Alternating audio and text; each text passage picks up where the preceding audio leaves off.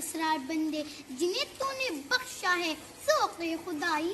تو نعمت کی ٹھوکر سے صحرا و دریا اور پہاڑ ان کی ہے بسیرائی. صدر الوقار اور میرا عزیز ساتھیوں، السلام علیکم. آج میرا عنوان جوش جنوں اور شہید کے عقائد سے کرتا ہے.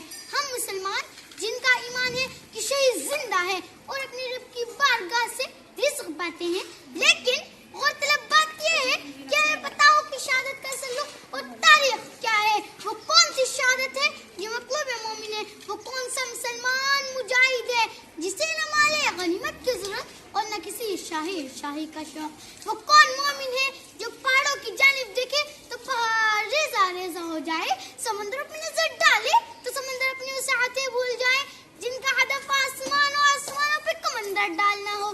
آج میں بتاؤں گی وہ کون مومن ہے.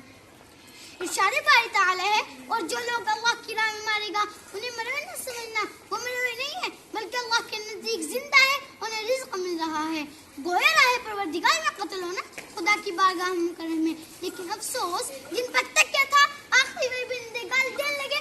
جس مسلمان کو حق بات کہنے کا حکم تھا اسی نے جھوٹ بولا، جس کو امین بننا سکھایا تھا اسی نے خیانت کری، جس کو دیانتداری کا سبق ملا تھا اسی نے ناپتول میں کمی کری. جسے شہادت کے وعدے، بہترین زندگی اور رزق کی نوید سنائی گئی تھی. کبھی تو دیکھو، کبھی تو سوچو، یہ جو موسموں کی ستم زری تھی تمہارے گھر کو چلا رہی ہے. کبھی حیا رزق کوڑے تمہارے بچے کھلا رہی ہے. کبھی تو دیکھو، کبھی تو سوچو، مگر بس وقت تو وقت ہے، آخر کیوں نہ بدلے گا؟ پلٹ کر یہ مسلمان اپنا وجود پورا بدلے گا. یہ ہند کی زمین ہوگی، یہ مسلمان مجاہد ہوگا. پھر 10 گنا بڑا دشمن تیرے نگاہ اٹھا کر نہ سوچے گا. لبو پاک کا بولو گا، دلوں میں ایمان پھر سے چمکے گا اور مسلمان دشمن کو بس یہ کہے گا، تیرے گناہوں کے پاپوں کو سرے بازار چھوڑ جاؤں گا، مثل ابراہیم